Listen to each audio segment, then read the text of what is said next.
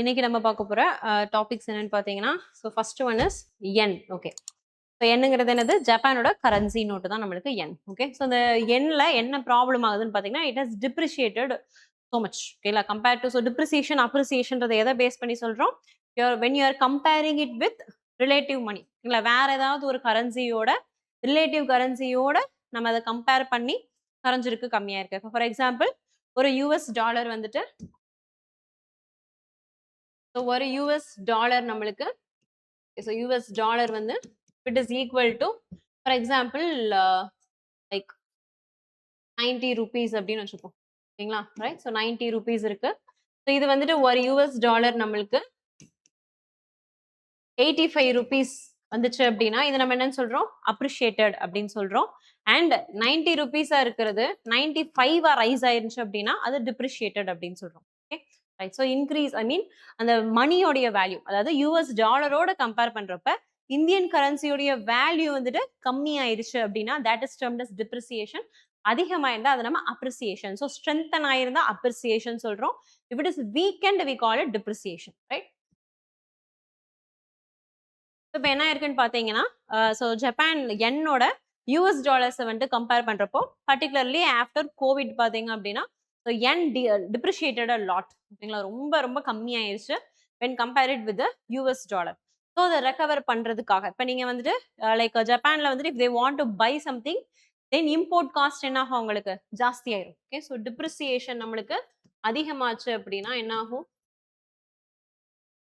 Okay. So depreciation ஜாஸ்தி ஆயிடுச்சுன்னா இம்போர்ட்டோட cost வந்துட்டு அதிகமாயிரும்.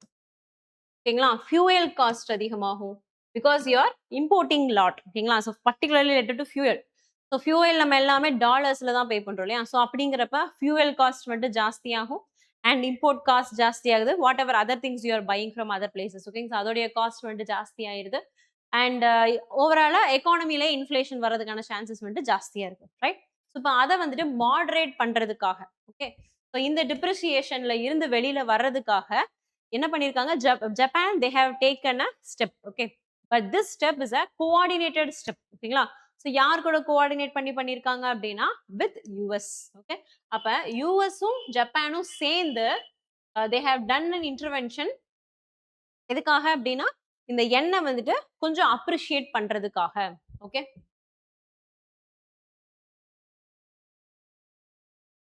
ஸோ கரன்சி வாலட்டிலிட்டி அப்படின்னா லாட் ஆஃப் ஃபிளக்சுவேஷன். ஸோ நேற்றுக்கு பார்த்தீங்கன்னா அப்படின்னா ருபீஸோட அமௌண்ட் வந்துட்டு 85 இருக்கு. அப்புறம் இன்னைக்கு பார்த்தா திடீர்னு 90 ஆயிடுச்சு. அப்புறம் நாளைக்கு பார்த்தா திரும்ப 95 ஆயிடுச்சு. அதுக்கு அடுத்த நாள் பார்த்தா திடீர்னு குறையுது. ஸோ இந்த மாதிரி ஃபிளக்சுவேஷன்ஸ் இருந்துச்சு அப்படின்னா that term is called currency volatility அப்படின்னு சொல்றோம். ஸோ இந்த மாதிரி கரன்சி வாலட்டிலிட்டி ஜாஸ்தி ஆயிடுச்சு அப்படின்னா இந்த மாதிரியான ஸ்டெப்ஸ் வந்துட்டு நம்ம எடுக்கலாம். ஸோ இது வந்துட்டு 2011க்கு அப்புறம் நம்ம எடுக்கக்கூடிய major coordinated intervention. Okay.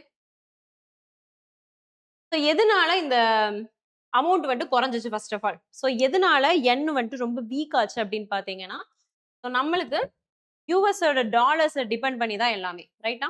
So you have America. ஓகேங்களா? ஸோ உங்களுக்கு வந்துட்டு அமெரிக்கா இருக்கு. ரைட். ஸோ யூஎஸ் இருக்கு. ஸோ யூஎஸ்ல இருக்கக்கூடிய பேங்க்ஸ்ல என்ன பண்ணுவாங்க? இன்ட்ரெஸ்ட் ரேட் ஃபெடரல் லோன்ஸ் கொடுப்பாங்க.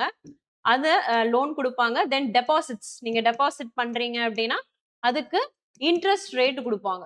ஓகேங்களா? Right. So they will give you amount back. ஓகேங்களா? அந்த இன்ட்ரெஸ்ட் ரேட்ல டெபாசிட் பண்ற மணி அந்த இன்ட்ரெஸ்ட் ரேட் ஜாஸ்தியா இருந்துச்சு அப்படின்னா ஆட்டோமேட்டிக்கா என்ன ஆகும்? ஸோ இங்க இன்ட்ரெஸ்ட் ரேட் டெபாசிட் பண்றதுக்கு இன்ட்ரெஸ்ட் ரேட் ஜாஸ்தியா இருந்துச்சு அப்படின்னா எல்லாருமே investors will go through like they will focus only on America. ஓகேங்களா? ஸோ இன்வெஸ்ட்மெண்ட் வந்துட்டு moves into America. So it will move from other places and comes into America. Right. So இப்போ இந்த மாதிரி நம்மளுக்கு இன்வெஸ்ட்மெண்ட் என்ன ஆகுது? இந்த மாதிரி மூவ் ஆகுது. இப்போ அதுதான் மேஜர் ரீசன். ஸோ யூஎஸ்ல என்ன ஆகுது அப்படின்னா இவங்களுடைய இன்ட்ரெஸ்ட் ரேட் வந்துட்டு ஜாஸ்தியா இருக்கு.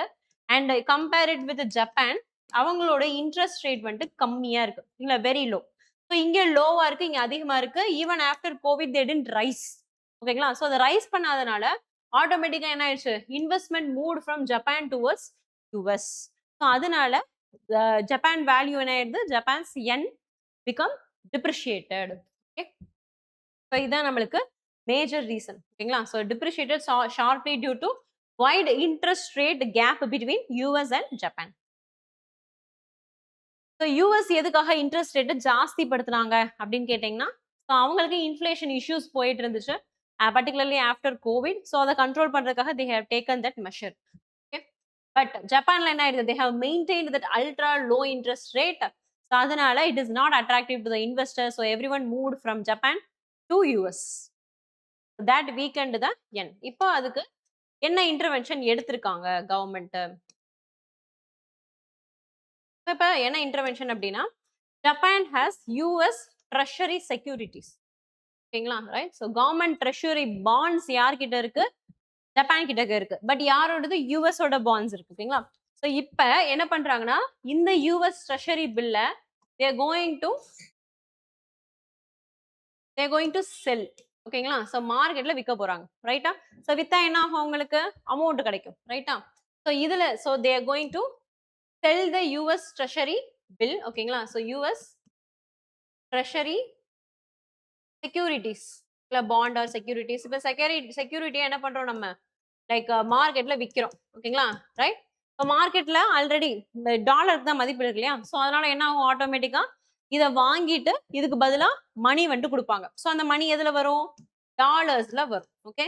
So now Japan will have dollars. ஓகேங்களா? எதுல இருந்து அக்வயர் பண்றாங்க?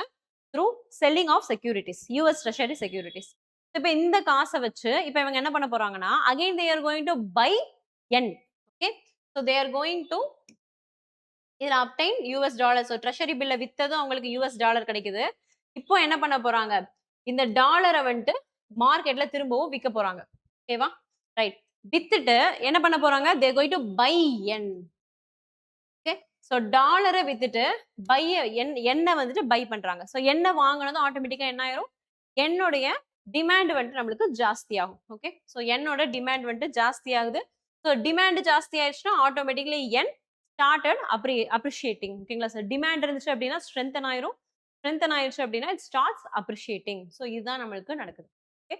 So simply what is the intervention அப்படின்னா, Japan so they have US security bills and US securities. So இந்த treasury securities they are selling in the market. So மார்க்கெட்ல வித்ததுக்கு அவங்களுக்கு வந்துட்டு யூஎஸ் டாலர்ஸ் கிடைக்கும். அந்த யூஎஸ் டாலர்ஸை திரும்பவும் என்ன பண்றாங்க? மார்க்கெட்ல with they are buying yen. Okay, so this creates demand for yen because lower yen are in the market. So demand வந்து ஜாஸ்தி படுத்தும். அப்ப demand ஜாஸ்தி படுத்தி அதிக பேர் அதை வாங்குவாங்க இல்லையா? So demand ஜாஸ்தி படுத்துறதுனால it is strengthening yen. So the yen value gets appreciated. Okay, இப்படிதான் வந்துட்டு பண்ணியிருக்கிறாங்க. So this is the intervention they both have coordinately done. Okay, இப்போ இந்த பண்ணதுக்கு அப்புறம் பாத்தீங்க அப்படின்னா ஒரு டாலர் வந்துட்டு 160 yen இருந்தது 150 yen வந்துட்டு நம்மளுக்கு எக்ஸாம்பிள். ஓகே. ஸோ அரௌண்ட் இந்த ப்ராசஸ் முடிஞ்சதுனால 1% அப்ரிசியேஷன் வந்துட்டு happened. Okay. This intervention cost 1% appreciation.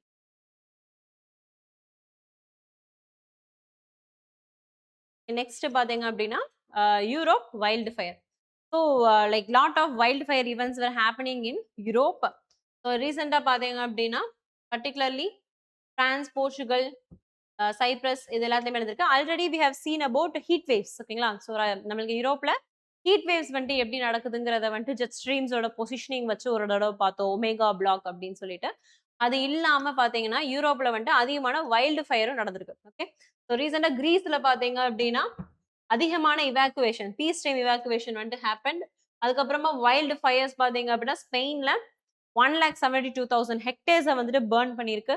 Right. So it's severe damages நம்மளுக்கு நடந்திருக்கு. ஸோ இதுக்கு ரீசன்ஸ் என்னென்ன அப்படின்னு பார்த்தீங்கன்னா scientist have said three main reasons. So first one is climate change. So climate change அதிகமாகிறதுனால the intensity is getting higher like every year. Okay. Drought conditions இருக்கு அப்படின்னா அதோடைய டைமிங் ப்ரொலாங்டு டைம் ஆகுது. Intensity என்ன ஆகுது? ஜாஸ்தி ஆகுது. Frequency is also getting higher. ஓகேங்களா? ஸோ அதை தான் மேஜர் ரீசனாக சொல்லியிருக்காங்க.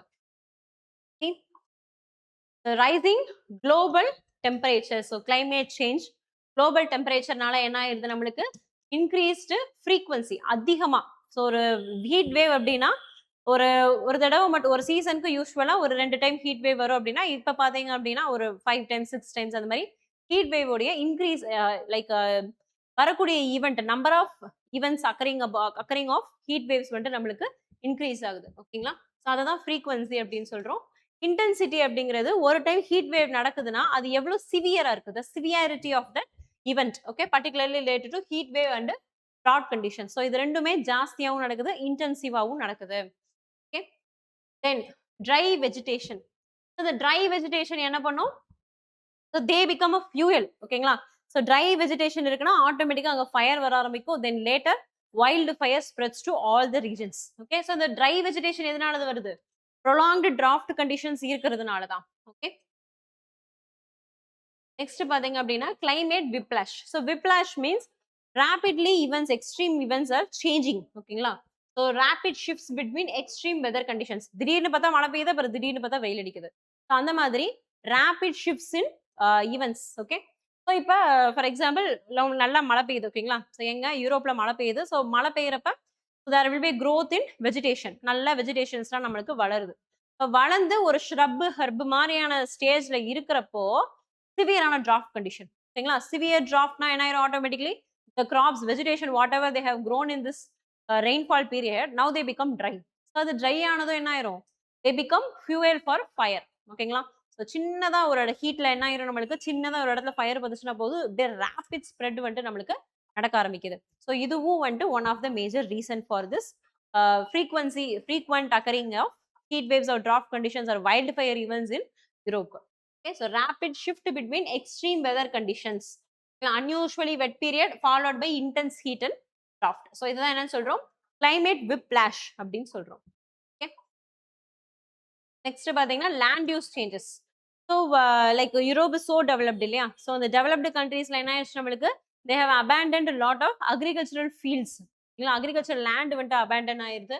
Then லைஃப் ஸ்டாக் கிரேசிங் வந்துட்டு நம்மளுக்கு கம்மியாயிருது அப்ப லைஃப் ஸ்டாக் கிரேசிங் கம்மியாயிருச்சுன்னா என்ன ஆயிருது லைஃப் ஸ்டாக் தான் என்ன பண்ணும் கேட்டில் ஷீப்லாம் போயிட்டு இந்த புல்லெல்லாம் வந்துட்டு சாப்பிட்டுட்டு இருக்கும் ஸோ அது இல்லைன்றப்ப என்ன ஆகும் இந்த புல்லெல்லாம் கொஞ்சம் நல்லா வளர்ந்துருக்கும் வளர்ந்துருந்தா அது பிரச்சனை கிடையாது நம்மளுக்கு பட் டிராஃப்ட் கண்டிஷன்ல என்ன ஆகும் இந்த புல்லுல தான் ஈஸியா நல்லா ட்ரை ஆயிரும் ட்ரை ஆனதுக்கு அப்புறம் இதுல தான் ஃபயர் ஈஸியா ஸ்ப்ரெட் ஆகும் ஸோ அதுதான் மேஜர் ரீசன் ஓகே ஸோ இந்த அக்ரிகல்ச்சர் லேண்ட் அபேண்டன் பண்ணது லைஃப் ஸ்டாக் கிரேசிங் எல்லாம் டிக்ளைன் ஆனது இதனால என்ன ஆகுது உங்களுக்கு ஸ்hrubs யங் ட்ரீஸ் எல்லாம் வந்துட்டு ஜாஸ்தியா வளருது அது வளர்றதுனால ட்ரைட் சீசன்ல they are getting dried up and dry ஆனதுக்கு அப்புறமா they act as a fuel for wild fire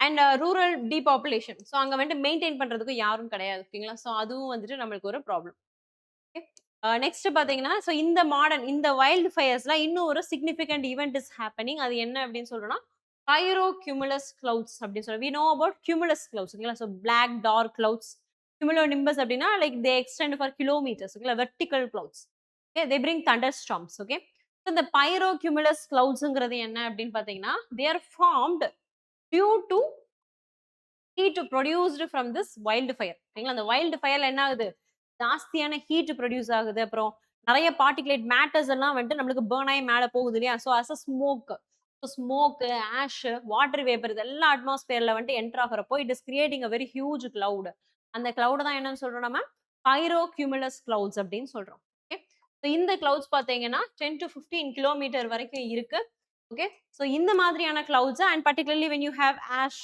and ice particles இதெல்லாம் வந்துட்டு கிலோமீட்டர் ஜாஸ்தியா போறப்ப இதெல்லாம் ஃபார்ம் ஆகும் ஆட்டோமேட்டிக்காக என்ன ஆயிரும் உங்களுக்கு லைட்னிங் ஈவெண்ட்ஸ் நடக்க ஆரம்பிக்கும் so this causing Thunder storms and lightning events right அந்த லைட்னிங் என்ன பண்ணும் ஓகேங்களா ஓகே மழை பெஞ்சிருச்சுன்னா பரவாயில்ல பட் லைட்னிங் தண்டர் ஈவெண்ட்ஸ் நடக்கிறப்ப this lightning May ignite few more wild fires திரும்பவும் அதை இக்னைட் பண்ணி விடுறதுக்கான சான்சஸ் ஜாஸ்தி அப்படிங்கிறதையும் சொல்றாங்க ஓகே தென் இந்த கிளவுட்ஸ் வந்துட்டு தே ஜென்ரேட் வின்ஸ் பயங்கர ஜாஸ்தியான வின்ஸையும் வந்துட்டு இது ஜென்ரேட் பண்ணுது அப்படி வின்ஸ் ஜென்ரேட் பண்றப்ப என்ன ஆயிரும் நம்மளுக்கு த ஃபயர் ஸ்ப்ரெட்ஸ் குவிக்லி மழை பெஞ்சிருச்சுன்னா it's not an issue but அந்த மாதிரி பெய்யாம கிளவுட்ஸ் வந்து இந்த மாதிரி ட்ரையா இருந்துச்சு அப்படின்னா and only they eight wind அப்படின்னா அந்த ஃபயர் ஃபுல்லா it started spreading against all the region ஓகேங்களா ஸோ அதனால வைல்ட் ஃபயர் ஸ்பீடாகவும் ஃபாஸ்டாகவும் அண்ட் நிறைய ஏரியாவையும் வந்துட்டு கவர் பண்ணுது அப்படின்றதையும் சொல்லியிருக்காங்க okay so modern wild fires அதாவது இப்போ ரீசெண்டாக வந்துட்டு இருக்க வைல்டு ஃபயர்ஸ்ல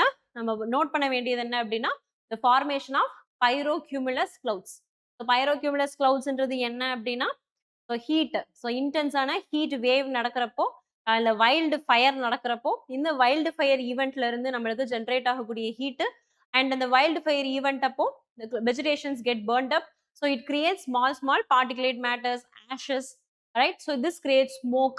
இதெல்லாம் மேல போய் accumulate ஆகி they become a cloud. ஓகேங்களா? இந்த cloud பாத்தீங்கன்னா they extend for 10 to 15 kilometer in the atmosphere. So அது ரொம்ப ஜாஸ்தியா இருக்கிறதுனால உங்களுக்கு மேல போக போக என்ன ஆயிரும்? So ice crystals will form. ஓகேங்களா? So rise in height, rise in altitude creates ice crystals. So you have ice crystals and water molecules. ஓகேங்களா? So அதனால ஆட்டோமேட்டிக்கா என்ன ஆயிரும்? So opposite electron protonsலாம் இருக்கிறப்ப it leads to collision between them and creation of lightning. So lightning event வந்துட்டு நடக்கிறதுனால அது என்ன பண்ணுது உங்களுக்கு? லைட்னிங் நடக்கிறது ப்ராப்ளம் கிடையாது.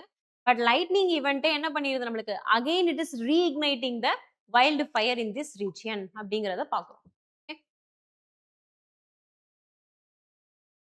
தென் அபார்ட் ஃப்ரம் தட் இதோட இம்பாக்ட். ஸோ வைல்ட் ஃபயர் நடந்துச்சுன்னா நம்மளுக்கு என்ன ஆகும்? Like lot of vegetations are getting lost, soil carbon is getting lost, soil microbes are getting lost, vegetation is getting lost. And carbon dioxide ஜாஸ்தியா வந்துட்டு it's getting into it is entering into the atmosphere. Again it will lead in the global warming. So it becomes a cyclic event, right? Then air quality deteriorates. Okay. Then ecological recovery it will take very long time. ஏன்னா உங்களுக்கு சாயிலுடைய health போயிருது இல்லையா? ரிப்பீட்டடா இந்த மாதிரி events நடந்துட்டே இருந்துச்சுன்னா அப்ப அகைன் வந்துட்டு உங்களுக்கு growth will take time. Or even grow ஆகி கொஞ்சம் வந்திருந்தாலும் திரும்பவும் இந்த ஈவெண்ட் நடக்கிறப்ப வளர்ந்ததும் இறந்துரும். ரைட்டா? ஸோ அப்போ இந்த growth recovery will take very long time. So அதுவும் நம்மளுக்கு பிரச்சனை. Even if you take measures to mitigation efforts நீங்க பண்ணீங்கனாலும் இந்த மாதிரி ஈவெண்ட்ஸ் நடக்கிறப்ப again it will be a failure events. இதனால என்ன ஆகுது அப்படின்னு பாத்தீங்கன்னா அஃப்கோர்ஸ் இம்பாக்ட் அந்த ஹியூமன் சொசைட்டி அப்படின்னு பாக்குறப்ப இப்போ என்விரான்மெண்டல் இம்பாக்ட் பார்த்தோம். ஹியூமன் சொசைட்டில அப்படின்னா it affects the economy, it damages homes, infrastructures, it cuts off the communication, transportation. Okay. Then tourism வந்துட்டு it's largely get affected, and because of tourism is getting affected அவங்களுக்கு வரக்கூடிய income is also getting affected in Europe. So Europe lost nearly 2.5 billion annually through all these things. Again the wildfire, fires, tourism இதுல damage ஆகுறதுனால, losses ஆகுறதுனால அவங்களுக்கு 2.5 billion வந்துட்டு annually they are costing. Okay. Infrastructure including everything. Okay.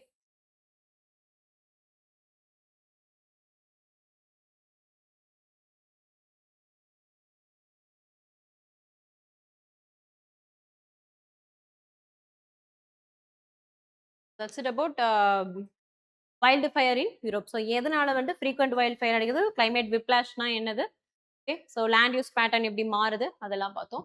Next பாத்தீங்கன்னா border fencing efforts in West Bengal.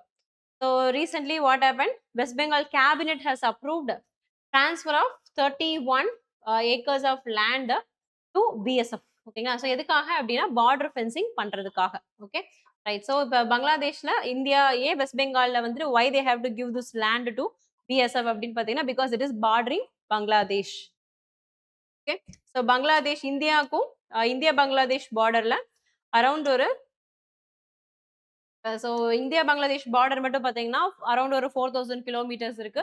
Right. So அதுல 2217 kilometres எங்க அப்படின்னா particularly it is bordering Bangladesh and West Bengal. Okay. So இப்ப இந்த மாதிரி border இருக்கிறப்போ it is very essential for us to border that, particularly after the regime change and rising of drug smuggling இதெல்லாம் பார்க்குறப்போ so அதனால it is essential to border that line, border the area. So border பார்த்தீங்க அப்படின்னா 1647 have already been completed. ஓகேங்களா? border fencing பண்ணியாச்சு. But 569 வந்துட்டு இன்னும் நம்மளுக்கு ரிமைனிங் பெண்டிங்ல இருக்கு. அந்த பெண்டிங் லைன் பாத்தீங்க அப்படின்னா technically feasible area. So wherever it is possible to construct border fence அப்படிங்கிறது அரௌண்ட் ஒரு 456 கிலோமீட்டர்ஸ். பட் 112 கிலோமீட்டர்ஸ் பார்த்தோம் அப்படின்னா it is difficult to bring border fence. எதனால அப்படின்னு பாத்தீங்கன்னா because you see Bangladesh itself. So Bangladesh West Bengal இந்த பங்களா பார்ட்டே பாத்தீங்க அப்படின்னா it is a plain area. ஓகேங்களா? Right. So frequent floods will happen, rivers will change their courses because it is so flat area. ஓகேங்களா? So அதனால நம்மளுக்கு இந்த ரிவரைன் ஸ்ட்ரெச்சஸ் இருக்கிறதுனாலையும் ரிவர் கோர்ஸ் மாறுறதுனாலையும் ஃபென்சஸ் போறது நம்மளுக்கு ரொம்ப கஷ்டமா இருக்கு. மார்ஷி ஏரியாஸ் நிறைய இருக்கு, சாயில் ஸ்ட்ராங்கா இருக்காது. ஸோ இந்த ரீசன்ஸ்னால கன்வென்ஷனல் ஃபென்சிங் வந்துட்டு அங்க போட முடியாது. ஸோ எதனால நம்ம சொல்றோம்? Geographical constrains. So flood line, திடீர்னு டென்ஸ் ஃபாரஸ்ட் வரும், மார்ஷி லேண்ட்ஸ் இருக்கும், ரிவர்ஸ் இருக்கும். ஸோ இதனால நம்மளுக்கு அது போடுறது கஷ்டமா இருக்கு. தென் அப்பார்ட் ஃப்ரம் தட் வேற என்ன சேலஞ்சஸ் ஆல்ரெடி இருந்துச்சு அப்படின்னா லேண்ட் அக்யூசிஷன் ப்ராசஸ். ஓகேங்களா? ஸோ வெஸ்ட் பெங்கால் வந்துட்டு கவர்மெண்ட் லேண்ட் அக்யூசிஷன் பண்றது, காம்பன்சேஷன், ரீஹாபிலிட்டேஷன் இதுல இஷ்யூஸ் இருந்துச்சு. Now it is completed and they have given that to BSF. Okay. Then other challenges. அதாவது இத்தனை வருஷமா ஏன் நம்ம வந்துட்டு இந்த கம்ப்ளீட் பண்ணாம வச்சிருந்தோம் இந்த பார்டர் அப்படின்னா, அதுக்கான ரீசன்ஸ் இதெல்லாம். ஸோ ஜியோகிராபிக்கல் ஃபீச்சர்ஸ் ஓகேங்களா? அது first reason. Then second reason பார்த்தீங்க அப்படின்னா, லேண்ட் அக்யூசிஷன் ப்ராஜெக்ட்ஸ் பண்றது வந்துட்டு it took a long time. அது second challenge. Then third point என்ன அப்படின்னு பார்த்தீங்கன்னா, national level. Okay, so when you take India and Bangladesh we had lot of enclaves. ஓகேங்களா? Enclave means a part that is located in other country. This is India வச்சுப்போமே. இது வந்துட்டு பங்களாதேஷ் அப்படின்னா, so இந்தியாவுடைய சில வில்லேஜஸ் இந்த சைடு இருக்கும். ஸோ இந்த சைடு பார்த்தீங்கன்னா சில ஏரியாஸ் இருக்கும் that belongs to Bangladesh. Okay, so இந்த மாதிரி இருந்துச்சு அப்படின்னா means a territory that is located in another country but this territory belongs to Bangladesh or some other country. இல்ல ஏ கண்ட்ரியோடைய territories located in B country. Okay, it's surrounded by B country. So அப்படி இருந்துச்சு அப்படின்னா அதை நம்ம என்னன்னு சொல்றோம்? Enclave அப்படின்னு சொல்லுவோம். ஸோ இந்த enclave issues were there for a very long time. And 2015ல தான் பாத்தீங்க அப்படின்னா இந்த என்க்ளேவ்ஸ் இஷ்யூஸை வந்துட்டு நம்ம சால்வ் பண்ணிட்டு we have exchange lot of enclaves. Okay, so இப்போ அந்த என்க்ளேவ்ஸ் இஷ்யூஸ் எல்லாம் வந்துட்டு முடிச்சதுனால now all these works is possible. Okay, so 2015 land boundary agreement between India and Bangladesh. So அதில் around 162 enclaves we exchange. It is exchange between India and Bangladesh. So இந்த reasons எல்லாமே இருந்ததுனால it took a lot of time for us to complete the bordering fence. Okay, so இந்த border fenceல எப்படி வந்து பண்ண போறாங்க? ஏன் இப்ப இந்த border fence important அப்படின்னு பார்த்தீங்கன்னா, because from here smuggling, illegal migration, human trafficking, arms trafficking, fake currency networks, ஓகேங்களா? So cross border organized crime இது எல்லாமே நடக்குது. இதை ப்ரிவென்ட் பண்றதுக்காக நம்மளுக்கு இந்த border fence வந்து ரொம்ப ரொம்ப essential. Right?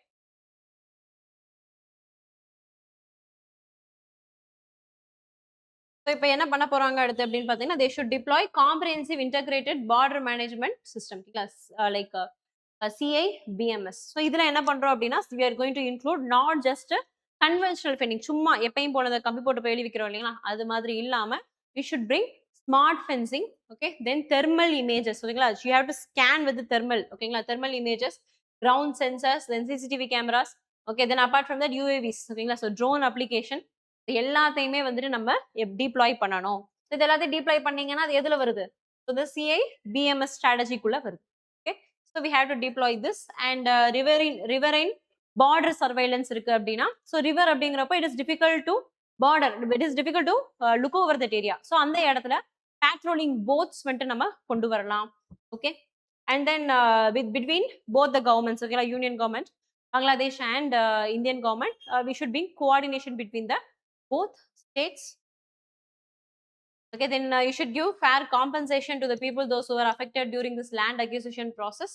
And wherever it is, fencing is possible, you have to go for the fencing. So you will like eliminate all the other ill effects like smuggling, arms smuggling, drug smuggling, இதெல்லாத்தையுமே நம்மளால control பண்ண முடியும். So அதனால இந்த fencing program வந்துட்டு பண்றாங்க. Right?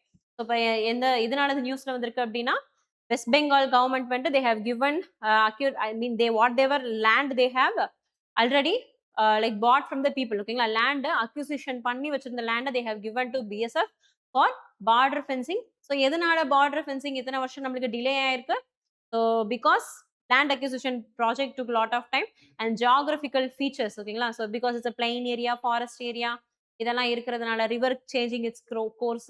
So இந்த ரீசன்ஸ்னால நம்மளுக்கு delay ஆயிருக்கு. And apart from that land boundary between both the countries. ஓகேங்களா, so because of the presence of enclaves, இந்த பக்கம் சில பிளேசஸ் இருக்கும், சில டெரிட்டரிஸ் இந்த பக்கம் இருக்கும்.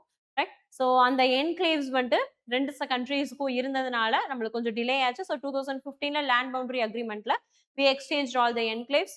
ஓகே, ஸோ அந்த இஷ்யூஸ் எல்லாம் கம்ப்ளீட் ஆனதுக்கு அப்புறமா now we are going for the border fencing. Right? நம்ம பார்த்த டாபிக் என்னன்னு பார்த்தீங்கன்னா, border fencing in Bangladesh, sorry West Bengal பத்தி பார்த்துருக்கோம். Then பாத்தீங்கன்னா we saw about border fencing in Bangladesh. Then யூரோப்போட வைல்டு ஃபயர் எப்படி நடக்குது, ஸோ ஏன் நடக்குது அப்படிங்கிறதையும் பத்தி பார்த்தோம். தென் என்னுடைய டிப்ரிசியேஷனுக்கு what yen and Japan and US have taken efforts together to appreciate the money. ஓகேங்களா, ஸோ அதையும் வந்துட்டு பார்த்தோம். Right? That's it for today.